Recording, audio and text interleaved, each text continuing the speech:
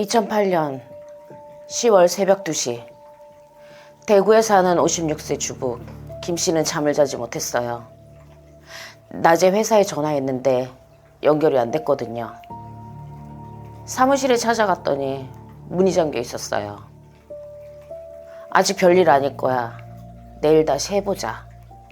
근데 새벽 내내 드는 생각이 설마, 그 설마가 현실이 됩니다. 다음날 아침 8시 30분 통장에 돈이 안 들어와요. 4년 동안 단 하루도 빠지지 않았던 그 돈이. 김 씨는 그 순간 이렇게 표현을 했어요. 숨이 막혔어요. 근데 아직도 믿기가 싫었어요. 오늘 저는 이 믿기 싫었다는 감각에 대해 이야기하려고 해요. 조이팔이 나쁜 사람이라는 건 누구나 알아요. 근데 오늘 저는 그 이야기를 하려는 게 아니에요. 나는 왜 속는가? 인간은 왜 이런 상황 속에서 속을 수밖에 없는가? 그게 오늘의 이야기입니다. 자, 먼저 한 가지 실험을 상상해 볼까요? 낯선 사람이 길에서 당신한테 다가와요. 저한테 100만 원만 투자하시면 매달 20만 원씩 드릴게요. 이러면 어떻게 할까요? 무시하죠, 당연히. 근데 이번엔 달라요. 당신이 10년 넘게 알아온 친구가 와요. 그 친구가 석 달 동안 통장 내역을 보여줘요. 실제로 돈이 들어온 게 보여요. 그리고 말해요. 나 이거 3개월 됐는데 진짜야. 너도 해봐. 이 두 상황의 차이가 뭐냐면요. 정보가 아니에요. 신뢰예요. 인간의 뇌는 낯선 정보를 처리할 때 항상 에너지를 많이 써요. 의심하고 검증하고 따져요. 근데 신뢰하는 사람한테서 오는 정보는요, 그 과정을 건너뛰어요. 인간은 수십만 년 동안 작은 부족 단위로 살았어요. 그 부족 안에서 서로를 믿는 게 생존이었어요. 낯선 것을 의심하고 아는 사람을 믿는 게 본능적으로 세팅되어 있어요. 조이팔은 그걸 알고 있었어요. 그래서 그는 직접 투자자를 모집하지 않아요. 대신 투자자들이 알아서 가족을 끌어오게 만드는 구조를 설계해요. 직접 시스템으로 1억 원 이상 투자하면 부장, 더 투자하면 국장, 사업단장, 직급이 올라갈수록 팀원이 늘어나야 수익이 올라가요. 그러면 자연스럽게 누구한테 먼저 전화해요? 엄마한테, 형한테, 절친한테. 내가 진짜 잘 되고 있는 거 눈으로 봤잖아.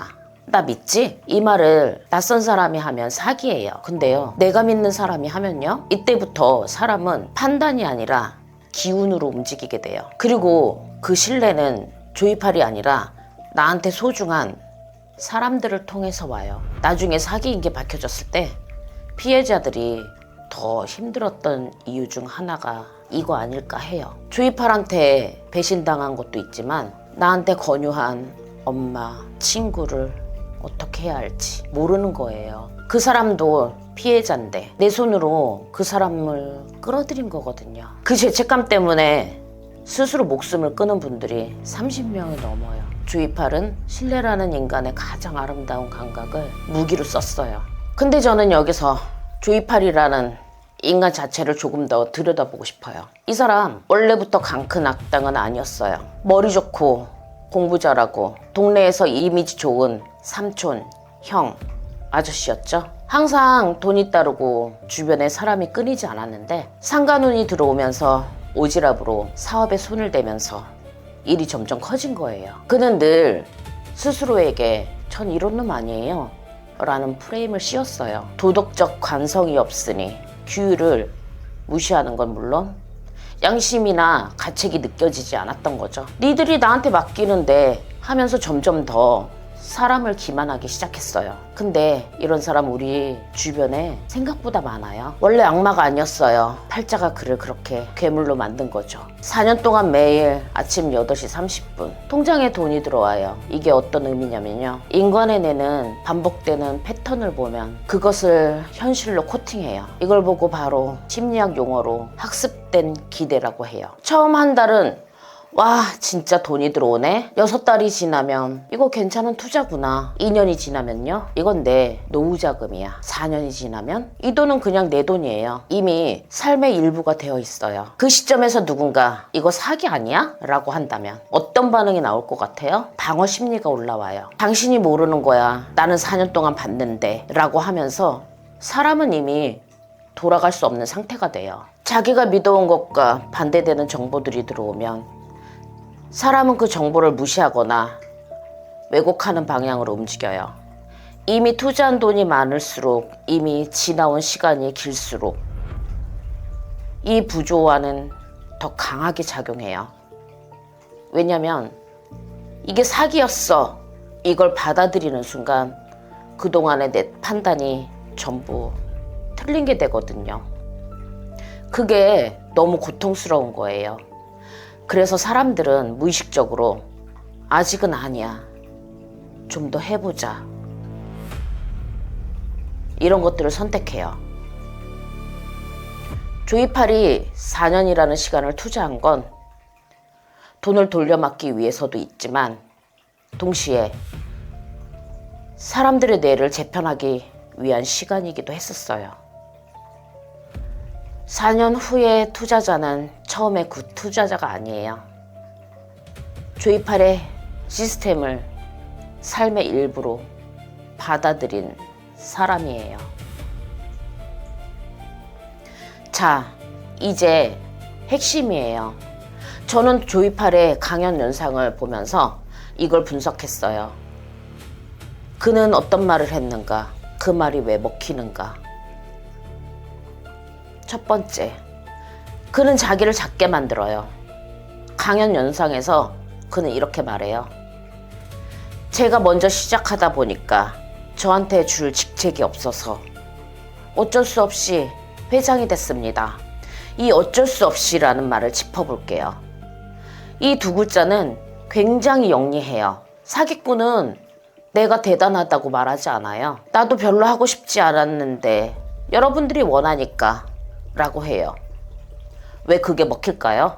인간은 권력을 드러내는 사람보다 권력을 낮추는 사람을 더 신뢰해요. 겸손한 사람처럼 보이거든요. 또한 욕심 없어 보이거든요. 근데 사실 이 말은 정확히 반대예요. 자신이 회장이라는 사실을 각인시키며 동시에 욕심 없는 이미지를 만드는 거예요. 두 가지를 동시에. 두 번째, 꿈의 언어. 여러분의 임대 배당금이 평생 연금처럼 주어진다면 그 이상 바랄 게 있겠습니까? 이 말 자체는 아무 정보가 없어요. 구체적인 숫자도 없고 조건도 없어요. 근데 왜 사람들이 박수 쳤을까요? 평생연금, 그 한 단어가 꿈의 이미지를 자극하기 때문이에요. 우리 부모님 세대 40에서 60대 분들, 평생연금이라는 건 거의 판타지에 가까운 개념이에요. 국민연금은 부족하고 노후는 불안하고 그 불안에 정확한 시점을 건드린 거예요. 이걸 심리학에서 욕구 반영이라고 해요. 상대방이 가장 원하는 게 뭔지 파악하고 그 언어로 말하는 것. 조이팔은 청중을 파악하고 있었어요. 이 시스템 나가서 광고하면 안 됩니다.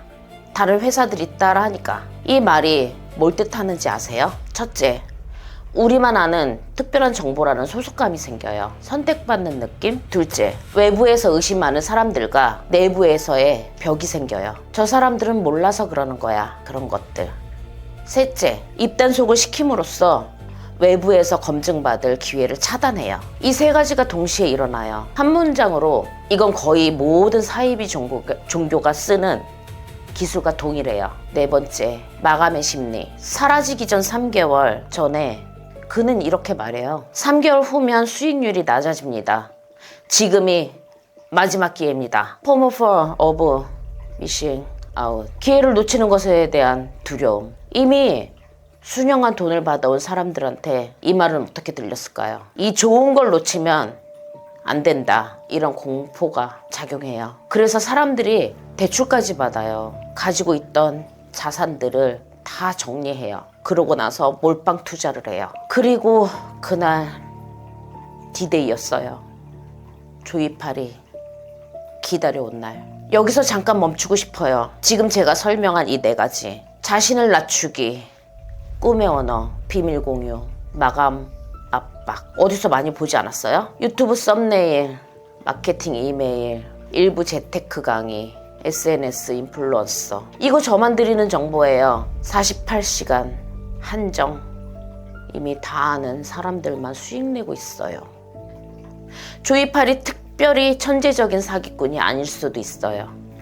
그는 그냥 인간의 심리 약점을 너무 정확하게 알고 있었고 그걸 아무런 죄책감 없이 실행할 수 있었던 사람이었던 거죠. 그리고 그 기술은 형태만 바꿔서 지금도 여기저기서 쓰이고 있어요. 근데 저는 여기서 한 가지 짚고 넘어가고 싶어요. 조이팔 같은 유형과 완전히 다른 유형의 사기꾼이 있거든요. 라더견처럼요. 라더견은 전형적인 한탕형이에요. 처음부터 사기칠 목적으로 시작한 사람. 가진 것 없이 시작해서 항상 사기칠 궁리를 하는 인간 유형. 반면 조이팔은 장기 신뢰형이었던 거죠. 말빨과 운, 그리고 도덕적 관성의 부재가 뒤섞여서 만들어진 사기꾼이에요. 애초에 사기치려고 태어난 인간은 아니었던 거예요. 우리가 보통 사기꾼 하면 라더견 같은 이미지 떠올리잖아요. 근데 실제로 더 많은 사람을 깊이 망가뜨리는 구조는 조이팔 같은, 처음엔 믿을 만한 유형이에요. 의심할 틈을 주지 않으니까요. 또 하나의 질문이 남아요. 개인적으로는 속을 수 있어요. 근데 7만 명이 함께 솟는다는 거, 이게 어떻게 가능할까요? 여기서 집단 심리가 작용해요. 조이팔의 출범식 강연장 상상해보세요. 수백 명이 모여 있어요. 박수와 환호성 갈채가 쏟아져요. 앞줄에는 이미 수익을 본 사람들이 웃으면서 앉아 있어요. 이런 공간에서 혼자 이거 사기 아니에요? 라고 말할 수 있는 사람 얼마나 될까요? 심리학자 솔로몬 애쉬의 유명한 실험이 있어요. 방 안에 여러 명을 놓고 명백히 틀린 답을 다수가 말하면 혼자 있는 피시험자가 결국 틀린 답을 따라서 말해요. 눈으로 보고 있으면서도 이걸 동조 효과라고 해요. 인간은 집단에서 튀는 것을 생존 위협으로 무의식적으로 느껴요. 그래서 다수의 의견을 따르는 게 기본값이 설정되어 있어요. 조이팔의 강연장은 이 효과를 극대화한 공간이었어요. 그리고 여기 하나가 더 붙어요. 매몰 비용의 오류. 이미 투자한 돈이 있어요. 이미 가족을 끌어들였어요. 이미 3년을 이 시스템 안에서 살았어요. 이 상황에서 이거 사기일 수 있어. 이걸 받아들인다면 지금까지의 모든 것을 부정하는 거예요. 내 판단, 내 행동, 내가 끌어들인 가족까지. 그게 너무 무거워서, 너무 두려워서 계속 아닐 거야, 아닐 거야, 아닐 거야를 선택해요. 이건 나약한 사람들의 이야기가 아니에요. 인간이라면 누구나 작동하는 심리 메커니즘이에요. 조이팔은 그 메커니즘을 이용했어요. 조이팔은 2011년 중국에서 사망했다고 공식 발표됐어요. 근데 피해자들은 지금도 100% 믿지 못해요. 사망증명서에 이상한 점이 있었고 통화 녹취록이 공개되기도 했었거든요. 그 찝찝함, 어떤 의미에서는 가장 잔인한 결말이에요. 돈도 못 돌려받고 진실도 모른 채 환수된 돈은 950억, 7만 명에게 나눠주면 한 사람당 130만 원. 전 재산을 잃은 사람한테 130만 원? 무슨 의미가 있을까요? 저는 이 이야기를 하면서 가장 마음에 걸린 장면이 있어요. 2003년 대구 지하철 참사로 딸을 잃은 어머니. 딸의 사망보험금 전부를 조이팔에게 맡겼어요. 그 돈은 딸의 목숨값이었어요. 그 돈조차 돌아오지 않았어요. 속고 속이고 한 사람의 뒤틀린 팔자가 수많은 사람을 오랜 아픔 속에 가뒀어요. 원래부터 악마였다면 우리가 미리 알아보고 피할 수 있었을지도 몰라요. 그런데 그는 처음엔 진짜 괜찮은 사람처럼 보였어요. 실제로 그랬을 수도 있고요. 그래서 더 많은 사람들이 많이 다쳤고 더 깊이 상처받았어요. 그 한 사람도 결국 자신 팔자에서 빠져나오지 못한 채로 끝난 거예요. 그런데 진짜 슬픈 건 이 모든 상처가 아직도 그대로 남아있다는 거예요. 벌을 받아야 할 사람은 이미 세상에 없고 남은 피해자들은 여전히 아파하고 계시죠. 나 같으면 안 당했어 하면서 가볍게 말하는 사람들까지 아직 존재한다는 거. 그게 이 사건에서 가장 마음 아픈 부분인 것 같아요. 저는 오늘 이야기를 하면서 남아 계신 모든 피해자분들의 아픔을 조금이라도 함께 느끼고 싶었어요. 그분들의 상처가 조금이라도 덜어지기를, 그리고 더 이상 이런 아픔이 반복되지 않기를 진심으로 기도하겠습니다. 처음으로 돌아가 볼까요? 나는 절대 안 속아. 처음에 제가 드렸던 그 말, 지금도 그렇게 자신 있게 말할 수 있나요? 저는 솔직히 아직도 모르겠어요. 만약 2008년 대구에 살고 있었다면 10년 넘게 믿어온 친구가 통장 내역 보여주면서 야 진짜야 너도 해봐 한다면 저 역시 그 설마를 현실로 받아들이고 있었을지도 모르겠어요. 이게 무서운 게 아니에요. 이게 바로 인간이라는 사실이 무서운 거죠. 또한 진짜 무서운 건 조이팔은 이미 이 세상에 없는데 그가 남긴 상처는 아직도 7만 명 가까운 사람들 가슴속에 살아있다는 거예요. 벌을 받아야 할 사람은 사라졌고 남은 피해자들은 나 같으면 안 당해 라는 말까지 들으면서 여전히 아파하고 계시죠. 그래서 우리가 배워야 할 건 나는 더 똑똑해질 거야. 나는 현명해질 거야. 이런 게 아니라 이런 구조가 존재하고 나도 언제든 이 안에서 들어가면 무너질 수 있다는 걸 아는 거예요. 신뢰하는 사람이 갑자기 큰돈 이야기를 꺼낼 때 딱 한 번만 멈춰보세요. 이걸 나를 전혀 모르는 제3자에게 물어보면 뭐라고 할까? 이 작은 멈춤 하나가 조이팔 같은 다음 괴물을 막는 유일한 방패가 될 것입니다.